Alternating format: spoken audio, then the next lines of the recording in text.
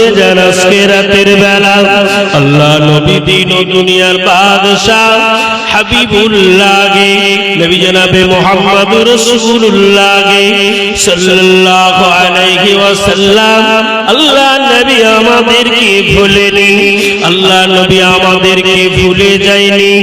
আমার নবী আমাদের জন্য আজ পর্যন্ত মদিনার মসজিদে নববী শরীফের পাশে সবুজ গম্বুজের নিচে হাও হাও করে কাঁদছেন আর বলছেন ইয়া রাব্বি হাবলি উম্মতি উম্মতি উম্মতি।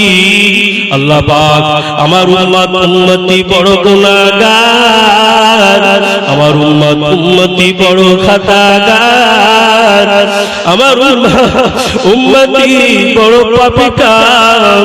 আল্লাহ এরা গুনাহ করে ফেলেছে বেশুমার। আল্লাহ এদের জীবনের গুনাহগুলোকে আপনি মাফ করে দিন, আল্লাহ আপনি ক্ষমা করে দিন, আল্লাহ আপনি মাফ করে দিন।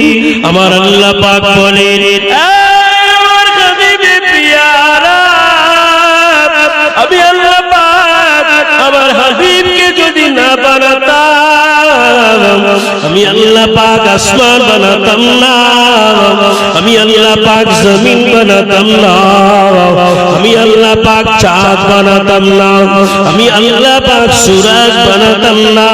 আমার হাবিবকে পিয়ারাকে বানিয়েছি আমি আল্লাহ পাক।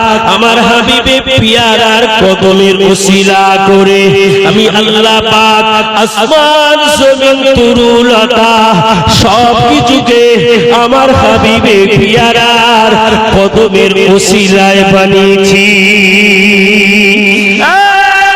হাবিবে পিয়ারা আমি আল্লাহ পাক আপনার উপরে খুশি, আমি আল্লাহ পাক আপনার উপরে রাজি। আমার হাবিবে পিয়ারাকে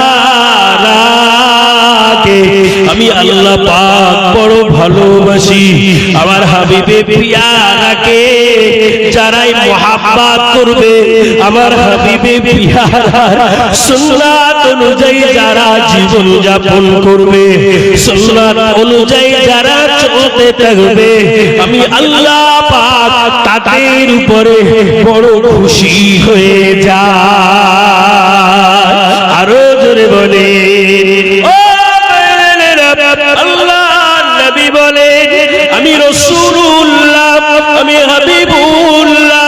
আমার আল্লাহ পাক আমার ইমাম হাসান আমার ইমাম হুসাইনকে বড় নিয়ামত করেছেন।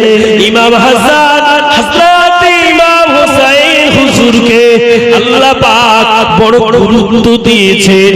আপনারা সকলেই জানেন ইমাম সাহেব যখন জুম্মার দিনকে খুতবা আদায় করেন, ইমাম সাহেব যখন জুম্মার দিনকে খুতবা আদায় করেন আর বলতে থাকেন আল হাসান ওয়াল হুসাইন সাইয়্যিদা শাবাবি আহলিল জান্নাহ।